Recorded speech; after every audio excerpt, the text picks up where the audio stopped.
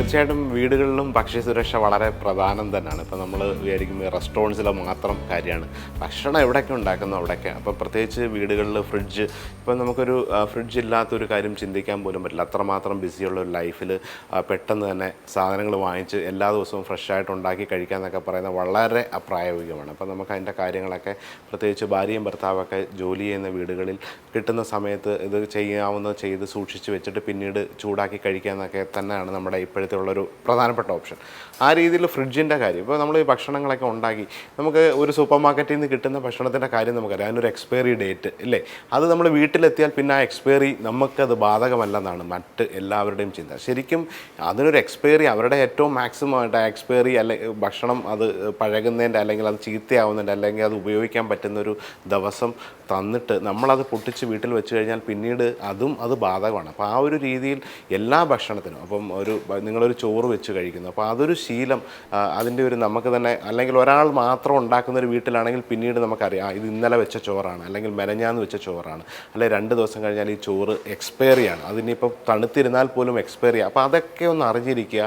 അല്ലെങ്കിൽ ഈ പറഞ്ഞ പോലെ കറികളൊക്കെ ഉണ്ടാക്കി 2-3 തവണ ചൂടാക്കി വെച്ചിട്ട് ഒരാഴ്ച കഴിഞ്ഞൊക്കെ വീണ്ടും കഴിക്കുന്നുണ്ട്. അപ്പോൾ അത് സുരക്ഷിതം. നമ്മൾ കരുതും വയറിന് അസുഖമില്ല അല്ലെങ്കിൽ അത് കഴിച്ചാൽ കുഴപ്പമില്ല, പക്ഷേ അതൊക്കെ ഒരു പതിയെ ആയിരിക്കും ഒരു പക്ഷേ പലർക്കും അതിൻ്റെ പ്രശ്നങ്ങളുണ്ടാകും. അപ്പോൾ അതിൻ്റെ ഒരു എക്സ്പയറി എന്ന് പറയുന്ന സംഭവം എല്ലാത്തിനും ഉണ്ട്. അത് വീട്ടിൽ ഉണ്ടാക്കി ഒരുപാട് ദിവസം സൂക്ഷിച്ച് വെച്ചിട്ട് പിന്നീട് അത് ചൂടാക്കി കഴിക്കുക, അല്ലെങ്കിൽ അതിൻ്റെ ഒരു കറക്റ്റ് ടെമ്പറേച്ചറിൽ നമ്മളൊരു ഭക്ഷണം ഉണ്ടാക്കി അതൊരു സാധാരണ ഒരു 70-80 ഡിഗ്രിയിൽ എത്തിയതിന് ശേഷം പിന്നീട് ഇത് 65 ഡിഗ്രിയിൽ എത്തുമ്പോഴാണ് ഈ ബാക്ടീരിയ, അല്ലെങ്കിൽ 5 ഡിഗ്രിക്ക് 65 ഡിഗ്രിയിൽ എത്തുമ്പോഴാണ് ഏതൊരു ഭക്ഷണവും അണുബാധ ഉണ്ടായി അല്ലെങ്കിൽ അത് പെരുകി അത് ഭക്ഷ്യവിഷബാധയേക്കുക. അപ്പോൾ ഒന്നുകിൽ ആ ഒരു ചൂട് തണുത്ത് പെട്ടെന്ന് 5 ഡിഗ്രിയിലേക്ക് എത്തിയതിന് ശേഷം ഫ്രിഡ്ജിൽ സൂക്ഷിക്കുകയും, അല്ലെങ്കിൽ അത് നിങ്ങൾ ഡീപ് ഫ്രീസ് ചെയ്ത് ഇപ്പോൾ കുറേ നാൾ കഴിഞ്ഞിട്ട് ഉപയോഗിക്കാൻ വേണ്ടിയിട്ടാണ് അങ്ങനെ പറ്റുന്നൊരു ഭക്ഷണമാണെങ്കിൽ അത് ഡീപ് ഫ്രീസറിലേക്ക് വെക്കുകയും ആ ഫ്രീസറിൽ നിന്ന് തിരിച്ചെടുത്ത് അത് ചെയ്തിട്ട്, അതായത് തണുപ്പ് മാറ്റിയിട്ടാണ് നമ്മൾ ഭക്ഷണം കഴിക്കുക.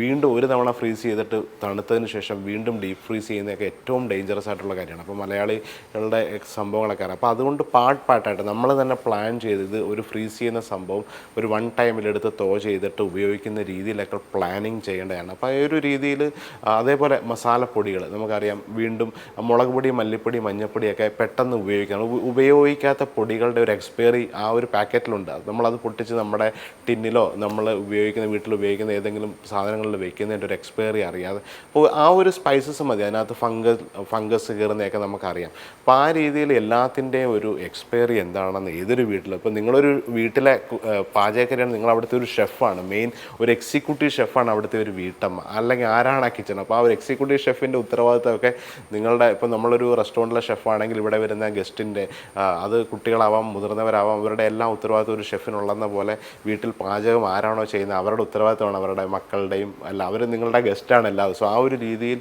ഈ സാധനങ്ങളുടെ കാര്യങ്ങളൊക്കെ കുറിച്ച് അറിഞ്ഞിരിക്കുക.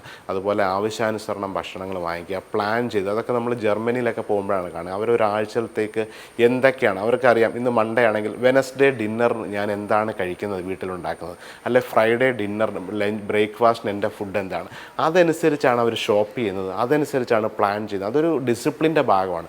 അപ്പോൾ അതുകൊണ്ട് ഭക്ഷ്യ സുരക്ഷ മാത്രമല്ല, ബഡ്ജറ്റ് നിങ്ങൾക്ക് പ്ലാൻ ചെയ്യാൻ പറ്റും. നിങ്ങൾക്ക് ഒരാഴ്ച എന്തൊക്കെയാണ് കഴിക്കുന്നത്, നിങ്ങൾ അതൊരു കൂട്ടായ്മയായിട്ട് വീട്ടിലിരുന്ന് ആലോചിക്കുകയാണ്. 2 ദിവസം എവിടെയെങ്കിലും അല്ലെങ്കിൽ ഒരു കല്യാണമുണ്ട് അല്ലെങ്കിൽ ഒരു ഡിന്നറുണ്ട്, അപ്പോൾ അത് നിങ്ങളുടെ ഒരു ആൾക്ക് എന്താണ് ഒരു ദിവസം 3 മീലാണ് വേണ്ടത്, ബ്രേക്ക്ഫാസ്റ്റ്, ലഞ്ച്, ഡിന്നർ. ഇതാണ് സ്വാഭാവികമായിട്ട്. ഒരു പക്ഷേ ലഞ്ച് മിക്കവാറും വെളിയിൽ നിന്നായിരിക്കും ജോലി ചെയ്യുന്നത്, അല്ലെങ്കിൽ ഡിന്നർ ആയിരിക്കും. അപ്പോൾ എത്ര മീൽ, അത് 7-3-21 മീലാണ് നമുക്ക് വേണ്ടത്.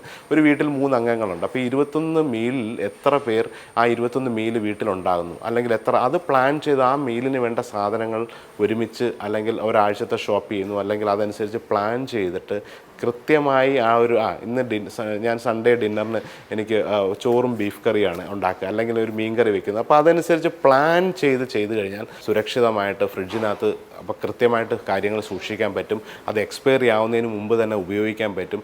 അങ്ങനെ അതൊരു പ്രാക്ടീസാണ്. അത് ഒരാഴ്ചയോ ഒരു മാസമോ കഴിഞ്ഞാൽ നമ്മളൊരു യന്ത്രം പോലെ നമ്മുടെ ഭക്ഷണ കാര്യങ്ങൾ വളരെ കൃത്യമായിട്ട് ചെയ്യാൻ പറ്റുന്നതായിരിക്കും. ഭക്ഷണം അതൊരു നിയമപ്രകാരം, നമ്മുടെ ഒരു ഭക്ഷ്യ സുരക്ഷയുടെ നിയമപ്രകാരം പറയുന്നത്, ഒരു തവണ ചൂടാക്കിയ ഭക്ഷണം വീണ്ടും ഉപയോഗിക്കരുത് വരുന്നതാണ്. അത് ഇതേപോലുള്ള കണ്ടാമിനേറ്റഡ്. അപ്പോൾ കേരളത്തിൻ്റെ ഒരു നമ്മുടെ ഭക്ഷ്യ രീതിയൊക്കെ വെച്ചിട്ട് അത് പലപ്പോഴും അത് സാധ്യമാവാറില്ല. നമ്മളിപ്പോൾ വീണ്ടും പലപ്പോഴും അത് ഭക്ഷണം പാഴാക്കി കളയുന്ന ഇഷ്ടമല്ലാത്തവരും ഒക്കെ ആ ഒരു രീതിയാണ്. പക്ഷേ ഇതിൻ്റെ ഒരു സുരക്ഷയുടെ അനുസരിച്ച് ഒരു തവണ അതാണ് പറയുന്നത്, നിങ്ങളൊരു ചിക്കൻ കറി ഉണ്ടാക്കി ഇന്ന് ഡിന്നറിന് കഴിച്ചിട്ട് നാളത്തേക്ക് നമുക്കത് വേണം, അതൊരിക്കലും കളയേണ്ട കാര്യമില്ല. പക്ഷേ അത് ആ ഒരു ടെമ്പറേച്ചറിൽ തന്നെ കറക്റ്റായിട്ട് തണുത്തതിന് ശേഷം ഫ്രിഡ്ജിൽ വെക്കുകയും അത് നിങ്ങൾക്ക് രണ്ടാമത് വീണ്ടും അതിനകത്ത് എടുക്കുമ്പോൾ അത് മൊത്തം കൂടെ ചൂടാക്കി വീണ്ടും ബാക്കി വരുന്ന ഫ്രിഡ്ജിൽ വെക്കാതിരിക്കുക എന്നുള്ളതാണ് ഏറ്റവും പ്രധാനം.